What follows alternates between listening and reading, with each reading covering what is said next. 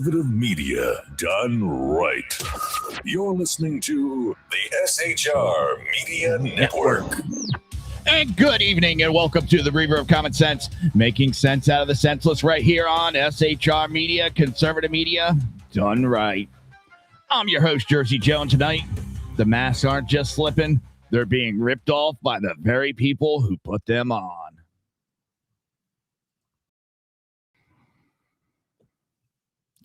Let's see, where do we want to start? Well, let's start with tonight's show is one of those nights where the headlines show just how interconnected the world has become. In the last 24 hours, we've seen 20 nation hammered drop in the Persian Gulf, a total breakdown of the asylum narrative at our own border, and a desperate political class in Virginia trying to put our Second Amendment rights on the chopping block. Shiny little things in the corner of my eyes caught me off guard. The front line of today's conflict isn't limited to a distant battlefield anymore. It stretches from the energy fields of Iran all the way into our local voting booths and even in the psychiatric office of our own members of Congress. So buckle up, because tonight we're connecting the dots between a ghost ship in Tehran, a $19,000 magic mushroom trip in New York, and a Washington power structure that is absolutely terrified because common sense is finally back in the driver's seat. And if you want to support the show directly, well, you can become a YouTube member by hitting the join button below the stream or drop a super chat during the live broadcast. Your support helps keep the lights on here at SHR Media and keeps the microphones live. You don't forget to check out. And don't forget. Whew, everything's starting one of those nights. I'm telling you. And don't forget to check out the SHR Media merch at the shrmedia.com, where you can get mugs like this. Because sometimes the best way to spread common sense is to wear it. Oh, everything's just off at the beginning of the show. But let's get into the first segment. Actually, before we get into the segments, there was some stuff I found real quick that I wanted to go over. It is official. Markwayne Mullin has been confirmed as the President Trump's DHS secretary in a 54-45 vote. Democrats who crossed over, John Fetterman of Pennsylvania and Martin Heinrich of New Mexico. Rand Paul, of course, voted with the Democrats. Yes, it's the Reaver shirt, not the Phillies. You leave the Phillies alone. I got to switch screens. I can't be, but listen, it's nothing I want to be mean about, but I try not to pay attention to the chat anymore. As Friday's show, or Saturday night show, I can't deal with these people. They come in, they're not trying to have conversations. They come in just to disrupt and try to annoy people. And it's, to me, I treat it, when you go into someone's YouTube, it's like going into someone's house. You're a guest, and you should act accordingly. You want to disagree, that's fine. You want to have discord, that's fine. But just to go in and be disruptive and try to start shit, that is disrespectful. And, well, the mods have been instructed that certain key phrases will get you tossed immediately. I need people to be respectful and be respectful of the mods. That's all I ask. But Markwayne Mullin has now been confirmed as the next DHS secretary. And the other thing that came up, damn blockers.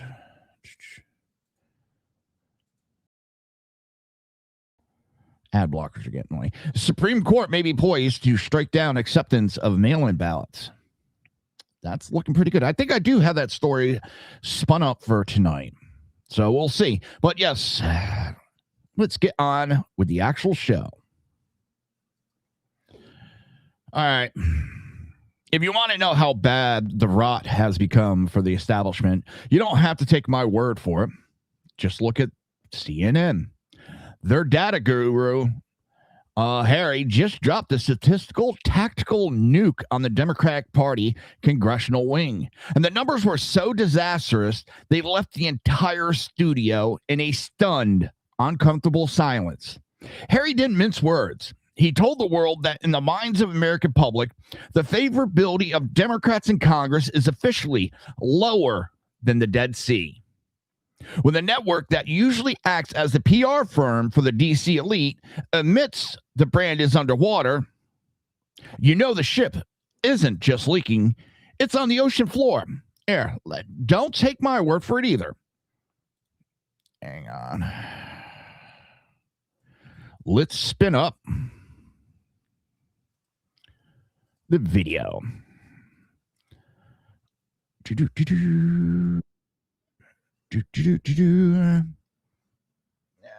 Camera's blocking it.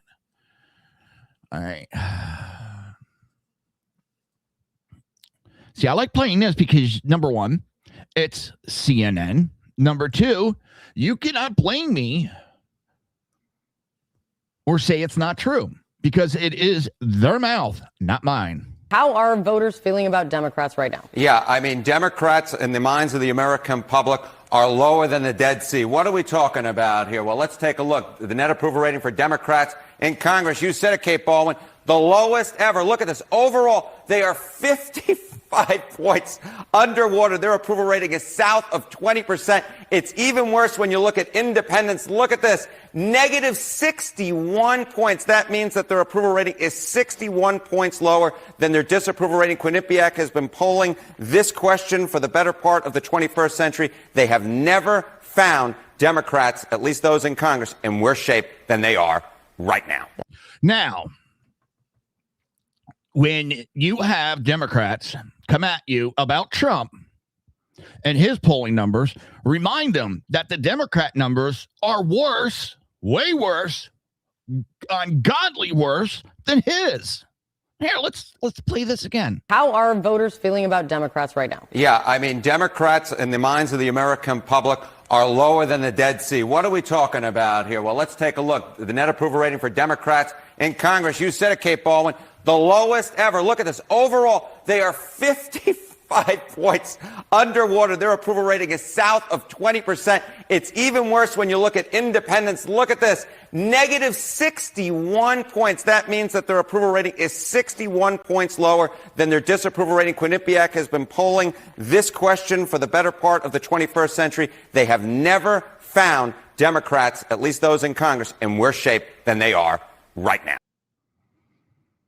The common sense takeaway here is that you cannot spend years telling the American people that the border is secure while they see the chaos with their own eyes. You can't prioritize magic mushrooms therapy for elites or $1.4 trillion butterfly bridge while the average family is drowning in inflation.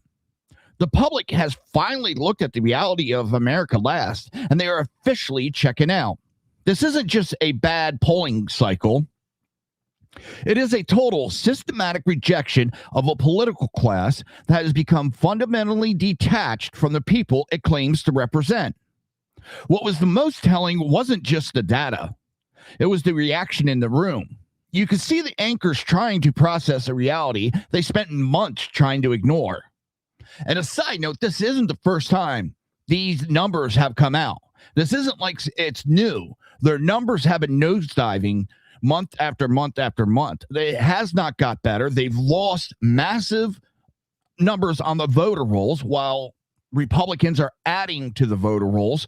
They aren't pulling in the money for elections and donations and all that. Republicans are pulling in millions of dollars.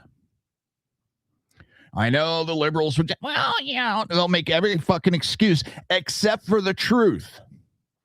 Right now, the only popularity the Democrats have is that small, fringe, left-wing, radical group that's such a minority in this country, but they speak the loudest, and the mainstream media gives them the platform. They're not the majority in this country. The majority in this country are tired of this bullshit. They're tired of the way government's being run. And that goes for how some of the Republicans are acting. People are tired of it, and I don't know what the answer is right now because I don't see any coming together on a common cause at all. I've heard some people say, well, if God forbid we had another 9/11, the country would come back together. No, I don't think that. I think the Democrats right now that are in office would root for the enemy that attacked us. I honestly think they would. From what I've seen of their actions of late, they root for terrorists, they root for narco-terrorists, they root for cartels, they root for rapists, they root for wife beaters.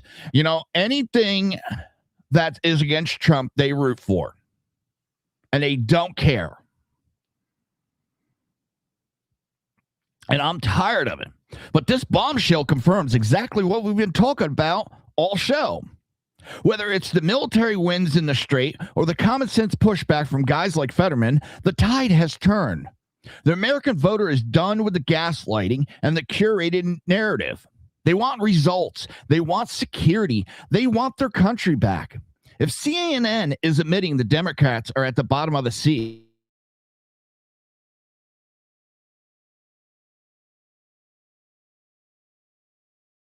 hide the math anymore. And I've talked about the polls, and I've talked about it.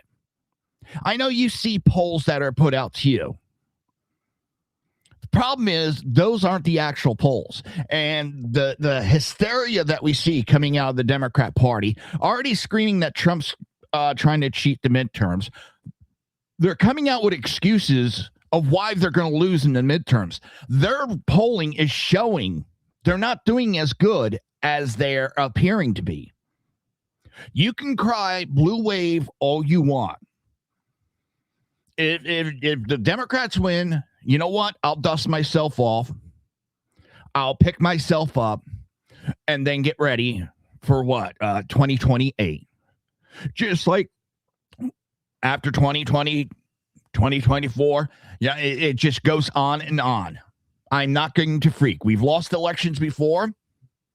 It'll happen again. But I don't think it's coming in 2026. So you could talk blue wave all you want. Disenfranchise your own voters. We learned that as Republicans. When we screamed red wave one time so loud, then nobody showed up at the polls. Because everybody's like, well, why should I go and vote? You said it's a lock. It's a red wave. You don't need me.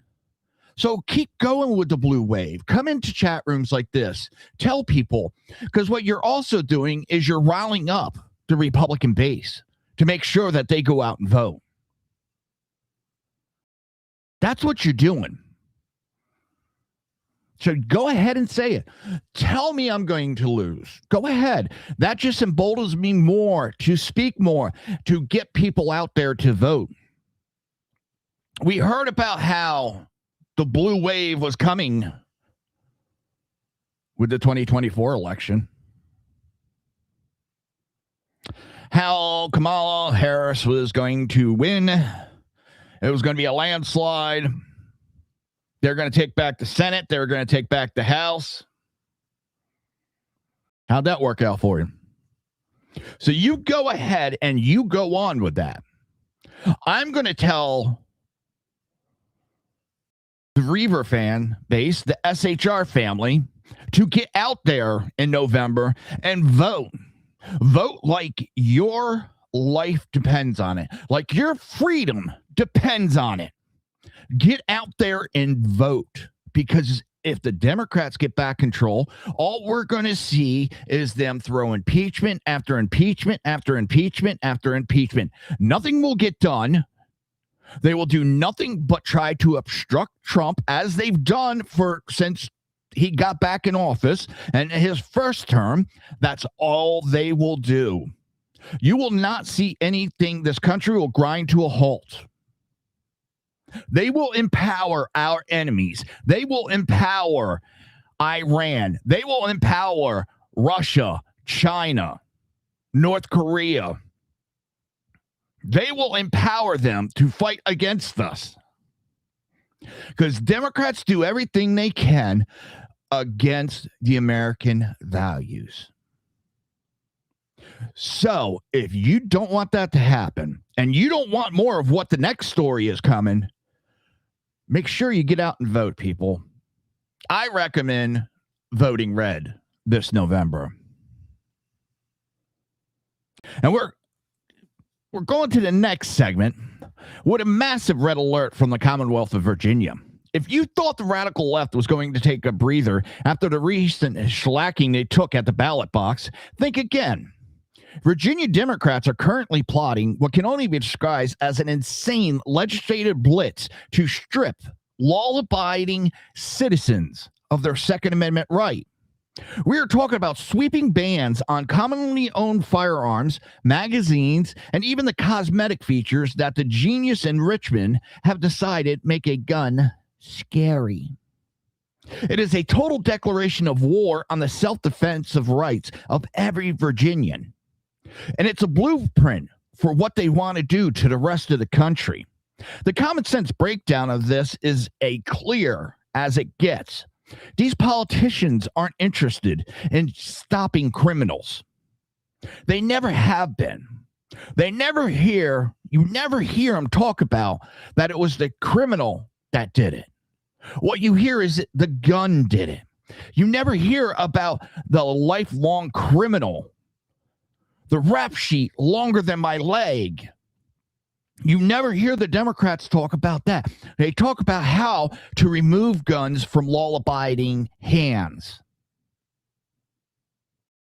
And while they're busy passing assault-on-crime policies that let violent offenders walk back onto the street, and we've seen time and time again what exactly happens. And the name escapes me. There was, North Carolina, the Ukraine woman sitting on the train, and for no reason at all, a guy stabbed her in the neck.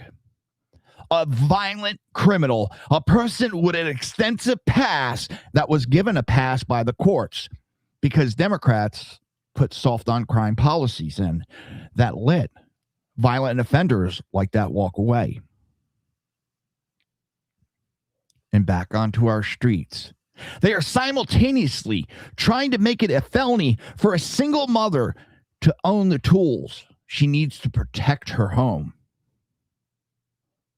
It is a total inversion of justice. They decided that the problem isn't the person pulling the trigger in the dark alley. The problem is the law-abiding citizen who wants to exercise their constitutional right to be their own first responder. They love screaming about the Constitution, but never when it's about the Second Amendment. They love to walk all over your Second Amendment right. And think about the sheer arrogance of these bans. They want to tell you which grips, which stocks, and which magazines are acceptable based on a political agenda, not on ballistics or reality. Most of these legislators couldn't tell the difference between a bolt action and a semi-auto if their life depended on it. Yet they're drafting 1,000-page bills to tell you how to defend your family. It is a performative safety at its most dangerous, passing laws that only the good guys will follow, while the bad guys laugh at the new gun-free zone sign. Now let's get something straight, and I've said it God knows how many times, and I'll keep saying. Gun-free zones are a smorgasbord for criminals who want to go out and commit acts of heinous crimes. By disarming the American people, you are creating one thing, not safety. You are creating victims. You are creating an easy target for these criminals. Why do you think it's like 95% of mass shootings happen in gun-free zones?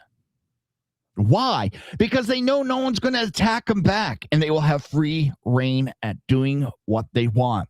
And if these things are so safe to be gun-free, why aren't these politicians disarming their security? They never write laws that are going to stop their security from having firearms. In fact, Virginia's putting in exemptions for the politicians themselves so they don't have to follow these laws. that tells you what they think of you. It's not about safety. It's about creating chaos. Because with chaos, you need them to create more laws.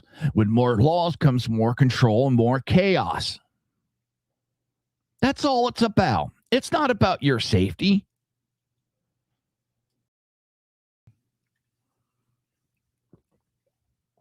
This Virginia plot also highlights the massive disconnect we've been talking about during all my shows.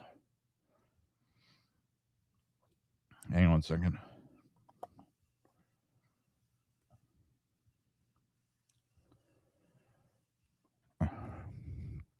Sorry about that.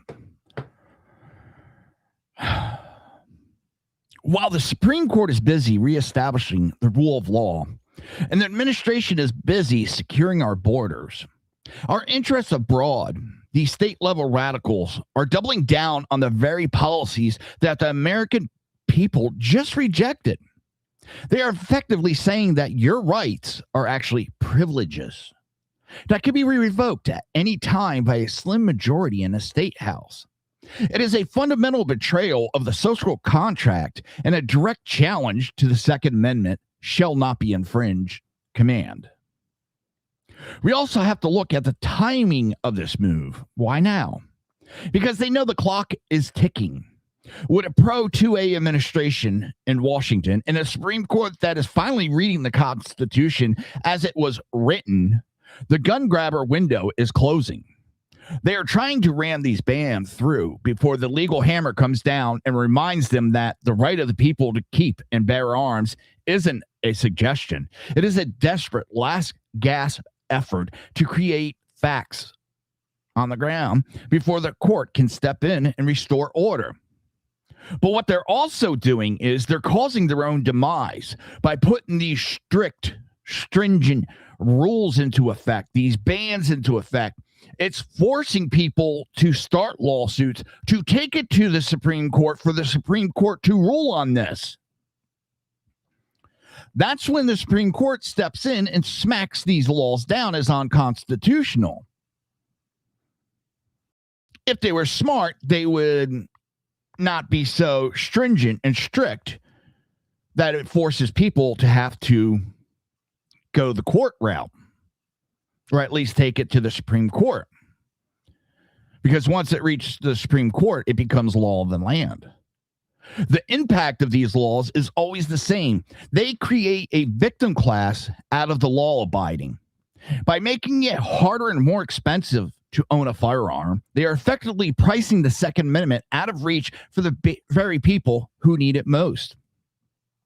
The working class families in high crime areas who don't have the luxury of private security. I've talked about it before. I will keep talking about it.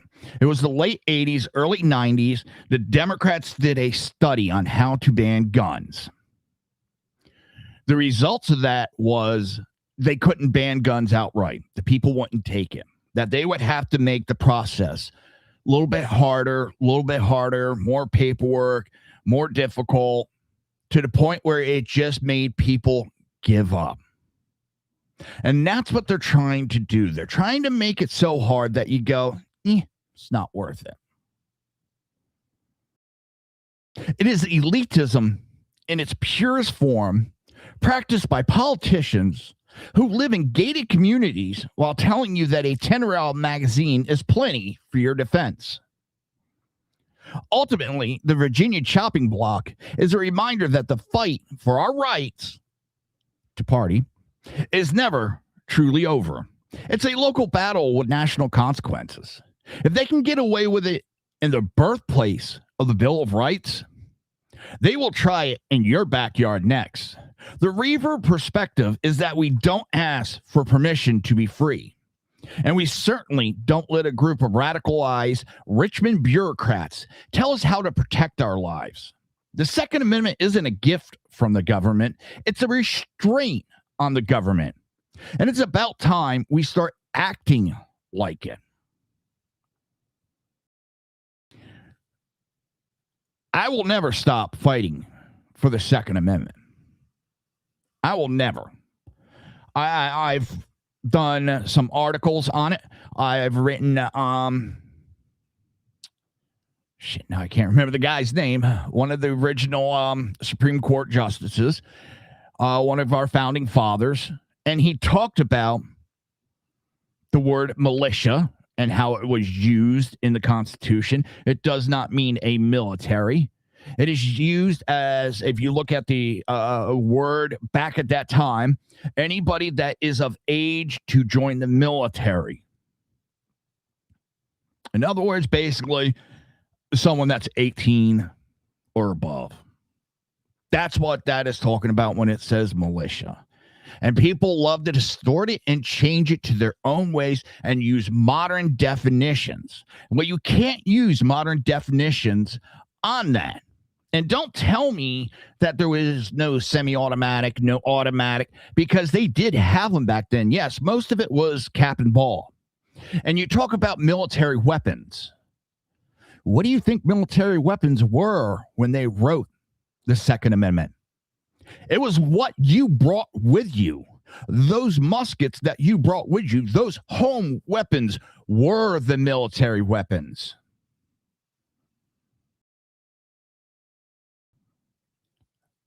Problem we have is we have people that don't know what they're talking about when it comes to the Second Amendment, and they love to shoot their mouth off without an understanding. All right, we're going to take a quick break. And before we hit the break, quick reminder, if you enjoy what we're doing here on SHR Media and Reaver of Common Sense, consider supporting the show. You can join the channel as a YouTube member by hitting that join button below the stream. Members help keep independent media alive and get some extra perks as our community grows. And if you want to jump into the conversation live, super chats are open and always welcome. Your message gets highlighted on the screen and it helps keep the show rolling. Don't go anyway. More Reaver of Common Sense coming up right after this. Come listen to BZ's Berserk Bobcat Saloon Radio Show.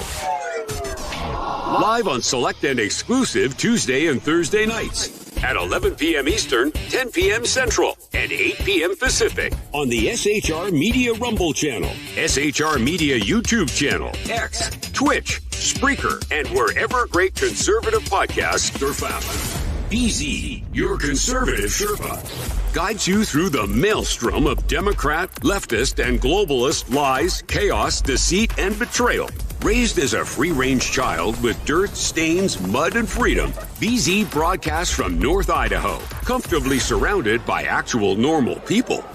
Jump into our plush, sumptuous, palatial, and resplendent chat room on rumble.com. Click on live chat to join. Now, with 37% more umbrage and 19% more bulbosity than previous shows, featuring delicious Liberty additives for the best in late-night conservatarian talk radio. BZ reminds you that with great beard comes great responsibility. No chinchillas were harmed, embarrassed, fat-shamed, or the focus of any sarcasm whatsoever in the making of this ad. Are you looking for a way to boldly express your faith and love for your country? And check out 7 Armors, the premier apparel company for patriotic men of God, where faith meets freedom in style. Our t-shirts are more than just clothing, they're statements. Bold, stylish, and meaningful. From timeless messages to modern designs, we've got something for every patriotic man of God. Wear your beliefs proudly with 7 Armors gear. Don't miss the chance to wear your faith and freedom on your sleeve. Visit 7armors.com today and join the movement. That's the number 7armors.com. Hey, where do you go when you want real conversation and topics? That's right, you step to the edge. The Edge of Liberty is your home for talk radio the way it was meant to be. I'll be live every Monday and Wednesday at 8 p.m. Pacific on the SHR Media Network, and we're simulcast on KLRN Radio. We're building something different, Aaron. We just want you to be a part of it. I'll see you on the edge.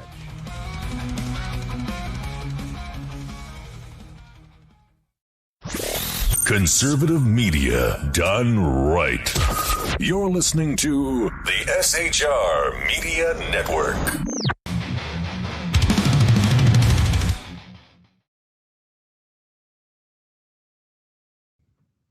And welcome back to the Reaver of Common Sense. I'm your host, Jersey Joe. I'm here to make sense out of the senseless right here on SHR Media, conservative media done right. SHR Media merch is here, and it's built for people who refuse to sit quietly while the nonsense runs wild. From bold logo tees to gear that makes a statement without saying a word. This isn't just merch, it's a signal. You stand for free speech. You stand for accountability. You stand where truth lives. Wear it, share it, live it. Grab your SHR Media merch today and represent common sense wherever you go. Head over to shrmedia.com and check out the merch store like these mugs. All right. Looks like I had a little glitch there coming out of the break. But now, Virginia it seems to be people are learning their lesson real fast about the Democrats because they just had a special election that they voted in a Republican in real fast for. They're already having buyer's remorse because everything that governor said that they weren't going to do, they're doing it exactly. So, I was not worried when the governor got elected, Democrat governor, especially Virginia. It bounces back and forth. So, but now we have the House Minority Leader, Hakeem Jeffries, decided to set the dial to maximum hysteria this week, launching a scorched earth attack on the administration's plan to deploy ICE agents to assist with security at U.S. airports. By the way, airport security, there wasn't big lines today once ICE went in there. Jeffries didn't disagree with the policy. He went for the jugular, claiming that having immigration officers assist with vetting would lead to American citizens being brutalized or even killed while trying to board a flight. It is the kind of incendiary, bottom-of-the-barrel rhetoric we've come to expect from Democrat D.C. establishment. When they lose control of the narrative, but this time, the fear-mongering hit a wall of cold, hard reality. The narrative was quickly put to the test when CNN's Dana Bash tried to grill Tom Homan on the logistics of the move. Bash, echoing the Jeffries line, questions how a plan implemented in just 24 hours could possibly be well thought out. Homan's response was a master-in-class and a common sense that effectively dismantled the entire manufactured crisis. He pointed out the glaring obvious. ICE has been stationed at airports across this country for a very long time.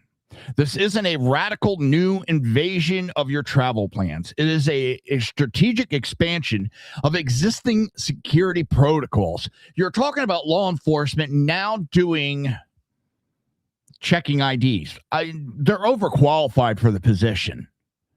As Homan put it, it didn't take a complex year-long white paper to figure out how to guard an exit or ensure that no one is bypassing security checkpoints. These are highly trained officers, experts in identification and security, who are there to help the TSA move people through the line while ensuring that the law of this country are actually being followed. The idea that these professionals are going to suddenly pivot from vetting travelers to brutalizing them because the mission profile shifting is as insulting as it is inaccurate. The disconnect here is profound.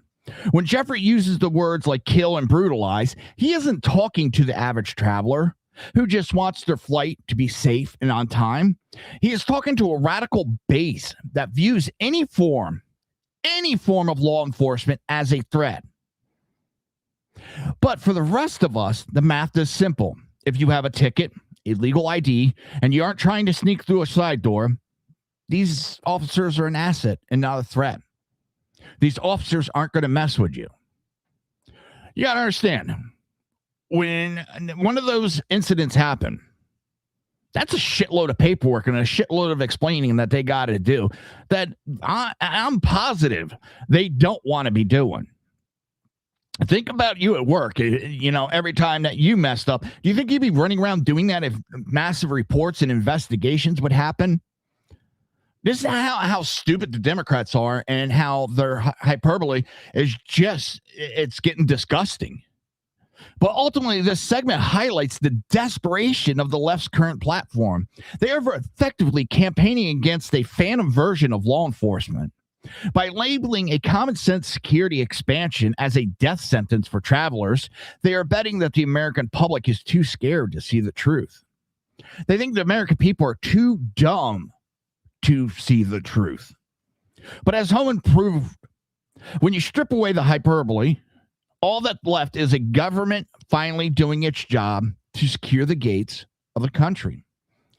The escalation of this rhetoric reveals a deeper, more cynical strategy from the House Minority Leader. By framing a simple administration shift in personnel as a life or death struggle for American travelers, Jeffries is attempting to delegitimize the very concept of interior enforcement. It is an effort to make the presence of ICE so radioactive in the public consciousness that any attempt to utilize their expertise, even in a support role, to help the TSA manage crushing lines is viewed as an act of war against the citizens. This isn't just a critique of a policy. It is an attempt to create a no-go zone for federal law at the very gates of our country, effectively demanding that enforcement be invisible or non-existent. Ultimately, this clash between Homan and protagonist and Jeffries' hyperbole serves as a perfect microcosm for the current political divide. On one side, you have a veteran lawman explaining that guarding an exit and checking IDs is a basic, necessary function of a functioning border. On the other, you have a political operative flailing and failing, suggesting that the same act will lead to the brutalization of the public. When the common sense filter is applied, the fear-mongering falls away, leaving behind a clear picture of an establishment that is terrified of a transparent, secure, and orderly system. The American public isn't asking for more hysteria. It's asking for the gates to be watched. And as Homan made clear, that is exactly what is finally happening. Let me get my glasses clean. Sorry. The rhetoric coming out of the left, it's getting over the top, and it's sickening their desperation. If you had a group that was winning, they wouldn't be acting like this. They wouldn't have a need to shut down DHS. And don't kid yourself. This is a Democrat, again, shutdown. They don't like what's going on, so they won't vote for a budget. Every Republican, except one, I think, has voted for it. And every Democrat, I think, except one, has voted against it. So if you're voting against the budget, you're voting for a shutdown. It's basic math here. It is not this master class that they try to spin it. The Democrats and even the liberal media has been labeling it a Democrat shutdown again. And for years, the asylum seeker label was the left's favorite suit of armor. Every time you pointed out the chaos at the southern border, they hid behind the humanitarian shield, claiming millions of people were fleeing deadly prosecution or political tyrants. It was a massive guilt trip designed to keep the gates open and the cameras away. But a new survey has just taken a sledgehammer to the narrative, and the results are exactly what anyone with a pulse and a bit of common sense already knew. The vast majority of these folks weren't running for their lives. They were running for a raise. The data is absolutely devastating for the open border crowd. When you actually sit these people down and look at the numbers, most of the migrants from the Biden-era surge didn't even come close to meeting the legal definition of asylum. We're talking about a massive influx of economic opportunists who used a magic word to bypass our laws. They weren't being hunted by a regime. They were looking for better jobs, better housing, and the American taxpayer checkbook. Common sense take here is that wanting a better life is human nature, but it isn't a legal right to cut the line. By allowing this asylum loophole to stay open for 4 years, the previous administration turned a serious legal protection into a global punchline. They flooded the zone with meritless claims, buried the cases of people who actually were in danger, and treated our sovereignty like a suggestion. Now that the facts are out, the moral high ground is looking more like a sinkhole. The asylum myth wasn't about compassion. It was about a total lack of enforcement masked as kindness. We spent billions of dollars on a population that essentially entered under false pretense, all while DC elite told us we were bigoted for asking for a background check.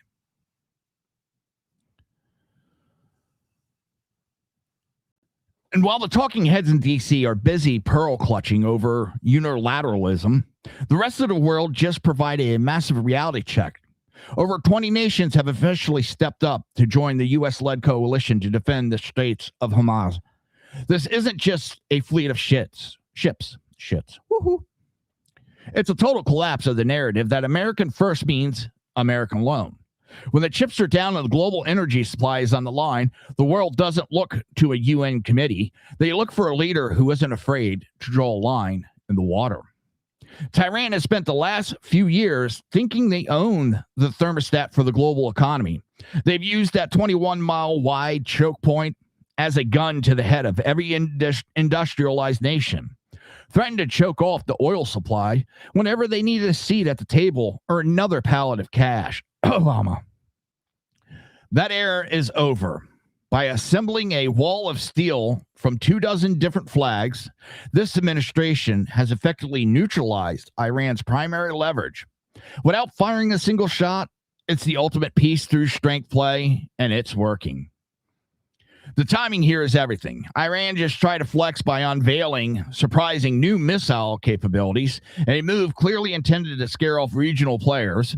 Instead of retreating, the international community doubled down. It turns out that when the United States projects actual credible resolve, our allies don't run for the hill. They find their backbone. This coalition is proof that strength is the only language the Middle East respects. And for the first time in the decade, we're speaking it fluently. And we've been warning Europe that Iran had the capability to reach them. And they believed Iran, oh, no, we don't have that. We don't have that. Nope. They just fired a fucking ballistic missile the other day. What is it? Heading to Diego Garcia. It is the same distance from Iran to Diego Garcia, from Iran to the UK. Iran could hit the UK with their ballistic missiles. So that's what has jump-started the European Union to getting off their ass, because now they realize they are in danger. But when the warships are stacking up in the strait, there is a much quieter and potentially more dangerous game being played inside the walls of Tehran. For decades, the Ayatollah Khomeini has been the face of the Islamic Republic.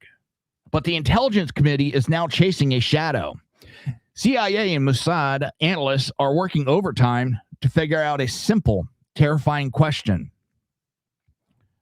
Who is actually at the helm? All signs point to Khomeini, Mojtabi Khomeini, the supreme leader's son, but there's zero proof he's actually in control. We are looking at a nuclear-armed regime that might effectively be a ghost ship. This isn't just some spy novel intrigue. It's a massive security vacuum. If the supreme leader is incapacitated or dead, and the regime is hiding it, then every command coming out of Tehran right now could be coming from a panic committee of hardliners or a son who was never officially chosen. When you have a regime that lives and dies by the image of an absolute God-given authority, the moment that authority becomes a question mark, the house of cards starts to shake. The intelligence gap here is staggering. Mossad is usually 3 steps ahead inside Iran, yet they can't confirm if the guy supposedly running the country is even in the building. It suggests a level of paranoia, internal lockdown that we haven't seen in 40 years. They are terrified. If the truth comes out, that there's a vacuum at the top. The people of Iran might finally see the opening they've been waiting for to tear the whole thing down. This explains the erratic behavior we're seeing. One day they're unveiling new missiles. The next they're making delusional demands for compensation from the United States. That's not the behavior of a confident, stable government. It's the behavior of a regime that is trying to project strength to hide the fact that they don't know who's giving the orders. They're whistling past the graveyards, hoping the West doesn't realize the pilot has left the cockpit. And just when you thought the regime in Tehran couldn't get any more detached from reality, the Wall Street Journal drops a report on their latest mediation demands. While they're staring down a 20-nation naval hammer in the Straits and hunting for their own supreme ghost at home, the Islamic Revolution Guard Corps has decided to release a wish list that reads like a fan fiction novel. They aren't just asking for a ceasefire, they're demanding firm guarantees that the war won't restart, an immediate halt to Israel strikes on their Hezbollah proxies, the complete shutdown of U.S. bases in the Gulf, and the cherry on top, financial compensations for their losses. Let's be clear about what's happening here. This isn't diplomacy. It's a desperate attempt to save face while the walls are closing in. You don't get to start fires across the Middle East, fund the proxies that are currently being dismantled, and then hold out your hand for a paycheck and the U.S. military to withdraw. It's an absolute joke. They're trying to negotiate from a position of total collapse as if they're holding all the cards. But the only thing they're holding is a list of grievance that nobody is going to sign. The demand for the U.S. to pack up and leave the Gulf is the biggest tell of all.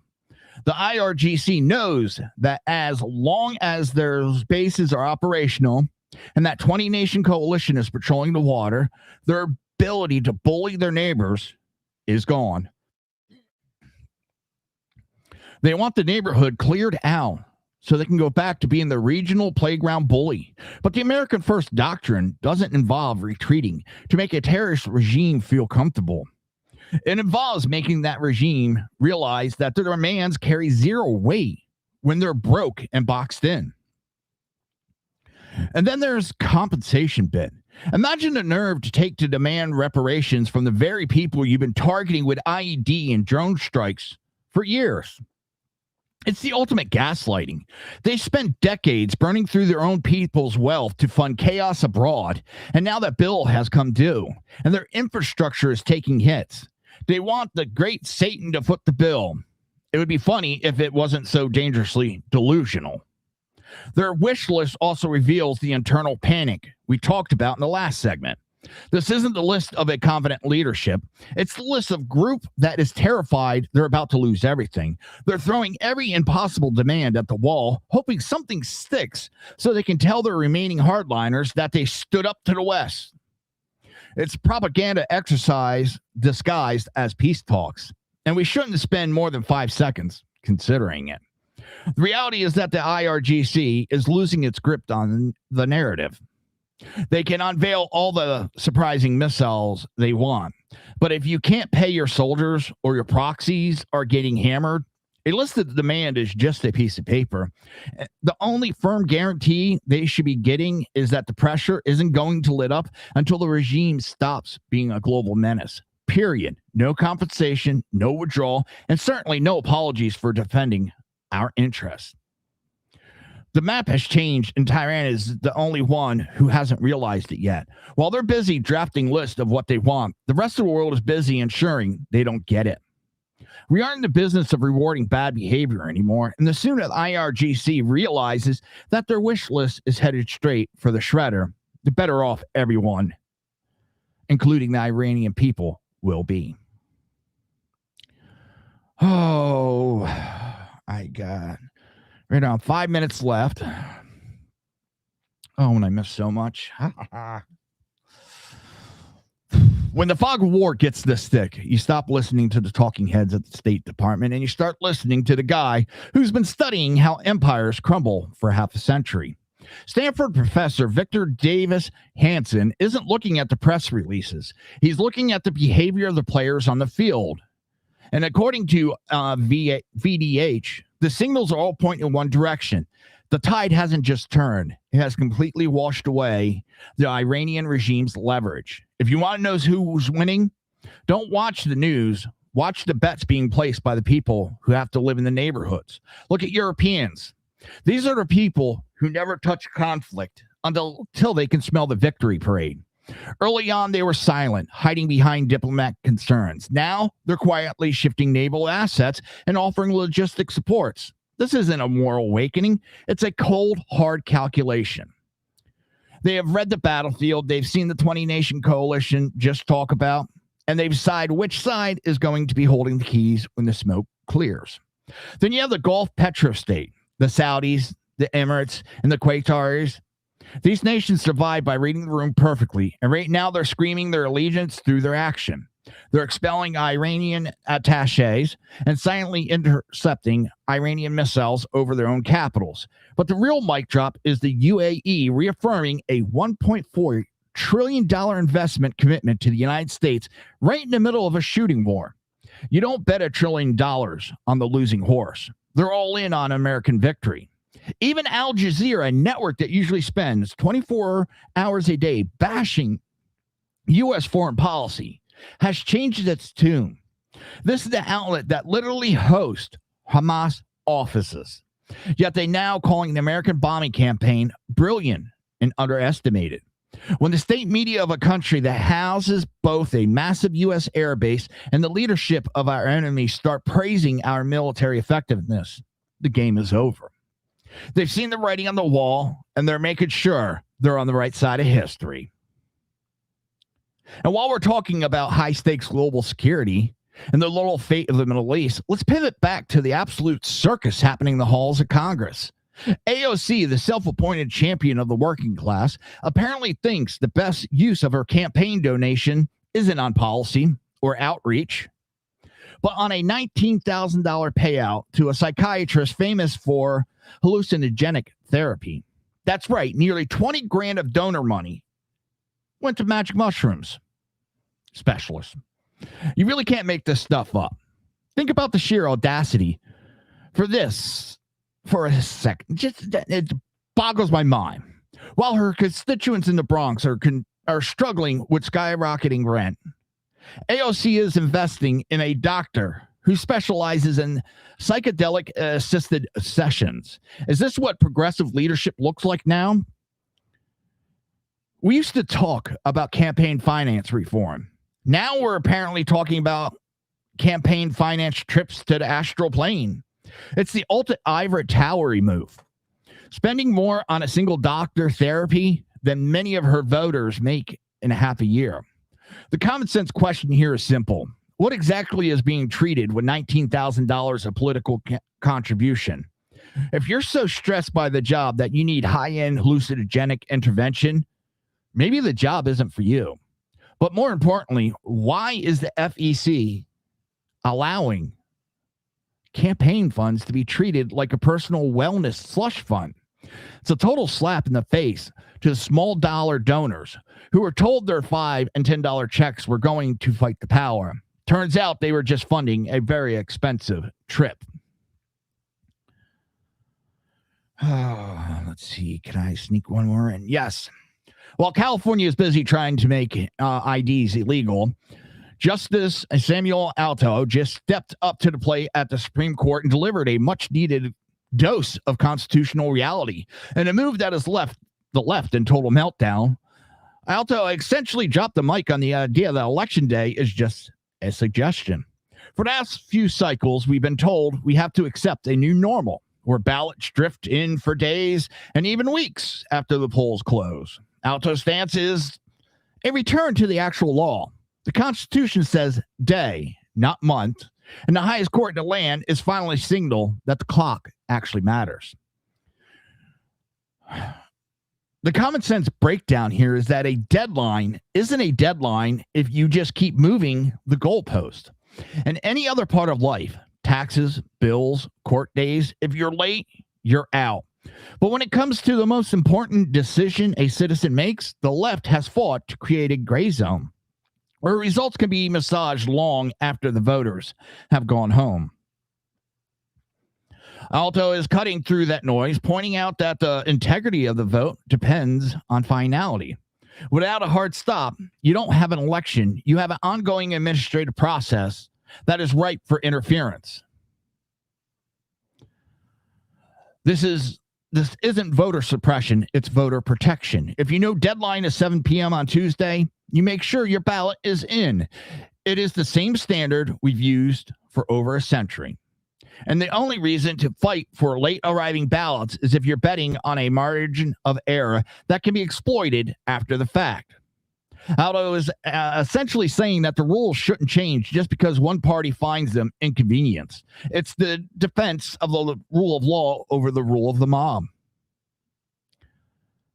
And that is going to... God, I had so much more. And that's where the landscape stands tonight.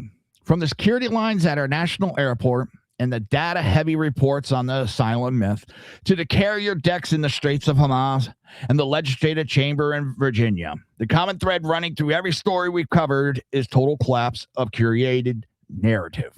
Whether it's Tom Homan dismantling the brutality scare, the exposure of multi-billion-dollar economic migration disguised as a refugee crisis, or the little ghost ship leadership currently stalling out in Tehran, the American people are watching a fundamental realignment of power and truth.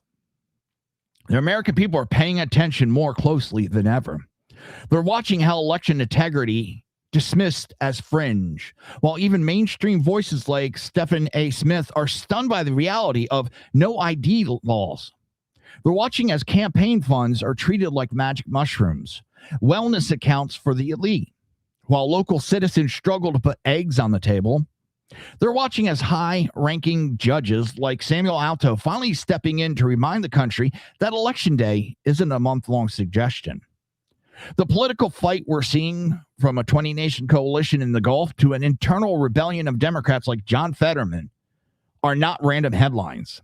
They're results of years of institutional rot finally colliding with the real-world common sense of the American voter. But here's the good news. You're paying attention. And when the citizens start paying attention, the nonsense starts to die. That's why independent media matters. Conversations that challenge the establishment's protected icons and their failed America Last policies matter. Because the truth doesn't survive in silence. It survives when people like you are willing to look at the receipts, speak up, and stand your ground. Before we head out tonight, a couple quick reminders on where to find more of the SHR Media family. Edge of Liberty with Sackhead Shaw on Mondays and Wednesday. That's an hour from the end of the show. 11 p.m. Eastern, 8 p.m. Pacific Standard Time. BZ's Berserk Bobcat Saloon with BZ every Tuesdays and Thursdays, 11 p.m. Eastern, 8 p.m. Pacific. Beer and Bullstein with Lyle Armstrong Friday and Saturday, 7 p.m. Eastern, 4 p.m. Pacific Standard Time. Mission Ready Men with Big E Jackson every Tuesdays and Thursdays, noon on the East Coast, 9 a.m. on the West. And, of course, Reaver of Common Sense with Jersey Joe, that's me, every Monday and Friday, 9 p.m. Eastern, 6 p.m. Pacific Standard Time. I want to thank everybody in the chat, everybody, whether you agree, disagree, like me, dislike me. Thank you for being here. Thank you for watching. Thank you to the moderators. You keep the chat going. And if you enjoyed tonight's show, hit that like button, subscribe to the channel, and share the stream. Every single clip helps independent media and helps us punch through the filters to bury voices, that try to bury voices like ours. If you want to support the show directly, you can become a YouTube member by hitting the join button below the stream, or you can drop a super chat. Your support helps keep the lights on here at SHR Media and keep the microphones live. And don't forget to grab your gear at shrmedia.com, because sometimes the best way to spread common sense is to wear it. Thank you for spending part of your evening with us. I'm Jersey Joe. This has been the Reaver of Common Sense. And as always, where truth lives and the nonsense dies screaming. Good night, everybody.